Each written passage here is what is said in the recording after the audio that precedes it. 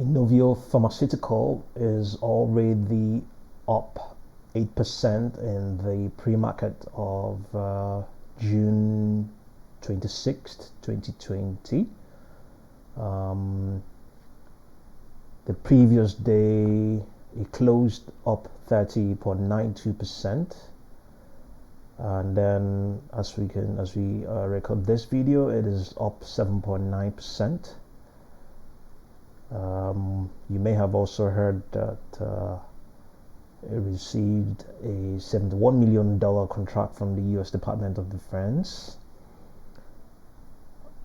and a couple of other things.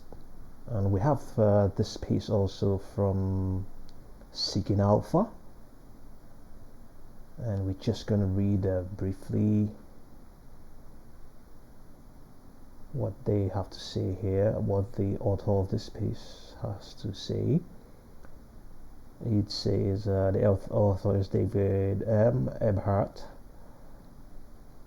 It says the summary is another multi-million-dollar award from the U.S. Department of Defense validates Inovio's 21st century DNA technology.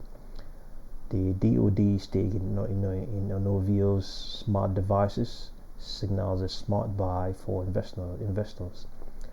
Inovio pipeline update HPV.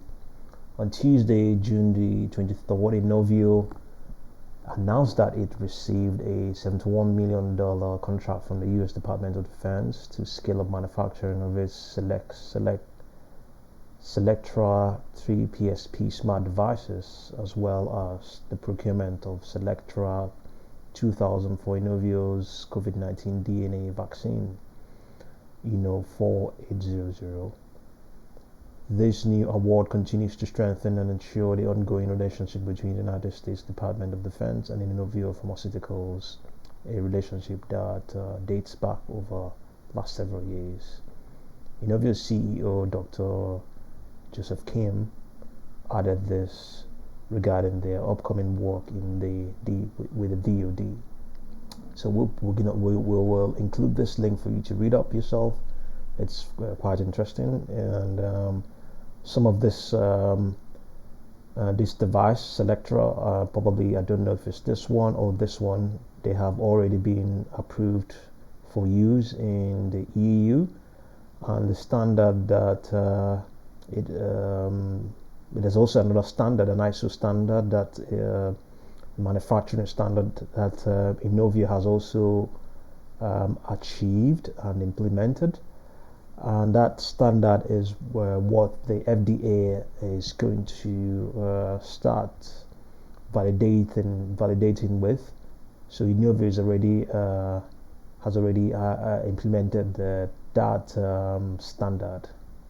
So it's already ahead of the FDA. So it's all very good news for Inovio. And so we just come back to their summary page over here, and it's quite an active stock, 15 million, nearly 51 million, and it has shares outstanding of 158 million. See, we're talking about nearly 30% of its stock that has been trading.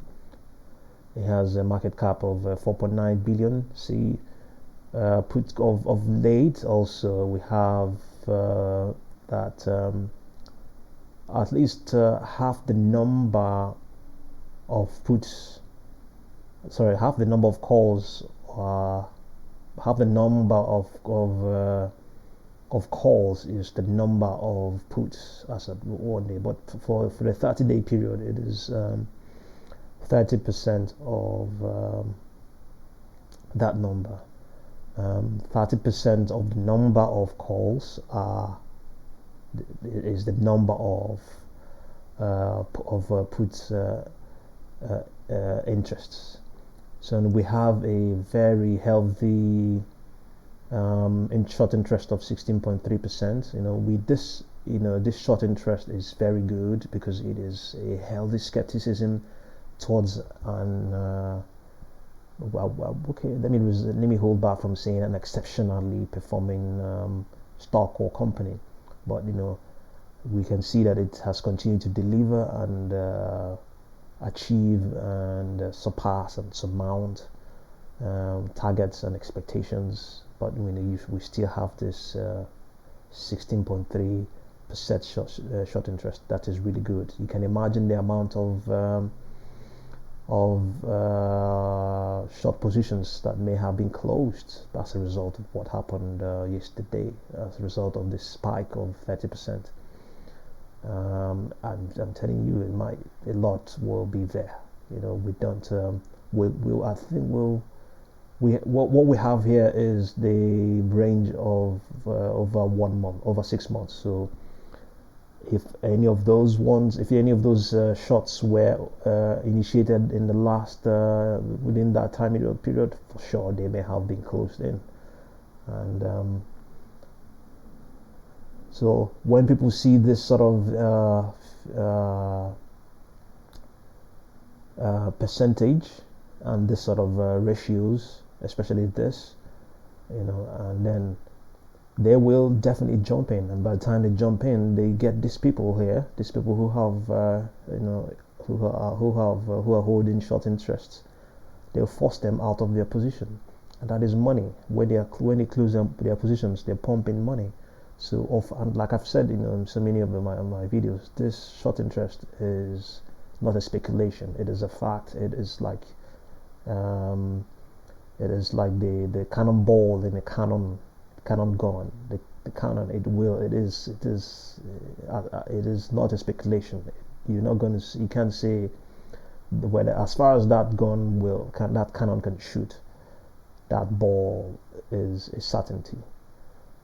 So that's what the short interest. It is loaded. This is what the stock is loaded. It is loaded with buying power. It is not a speculation. It will definitely come in. It will move things, and we cannot rule out that that may have contributed to what we saw yesterday, and that still more may occur today, since we're already up 8% in the pre-market of today, June the 26th, 2020.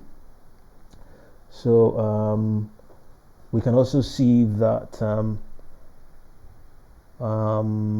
sometime before all of this things occurred, it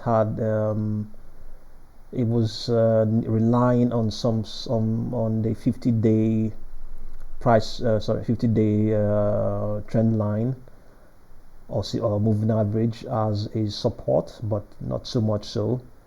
And the time series forecast more traced that 50-day trend line better than the price line itself. So but also, as at the 17th, which is about last week or thereabout, it also was relying on the 20-day trend line as a support as well. But all of that has changed now. It has suddenly departed, and even the time series forecast, it didn't get it right. It's talking about it was forecasting 2151, but it has already exceeded that, and it's up at 30. What is it? 31 and some fraction. So 3125. That's what it's talking about over there. But there's a good chance also that even if the short interest, some of the ones that were there before it skyrocketed to 30% yesterday, the 25th, that some may also join in and initiate yet more short interests. So, and that will continue to fuel the cycle, and it will be the sort of things you see on a Tesla chart. To continue to fuel itself, continue to feed itself, and then when people also see that as well, they will also join in. So we're talking about the firepower that is inside the stock itself, which is the short interest, and also the firepower that will come externally when people see that the firepower is high and is not abating, and all that stuff. So it's a cycle that is likely continue that will likely to continue occurring. New highs and new spikes. You know, so that's the much we can cover on this on Inovio. For now, we covered them several weeks ago, but this is the latest in probably 2 months on Inovio, and we'll continue to update you and let you know more. Thank you very much for watching this video.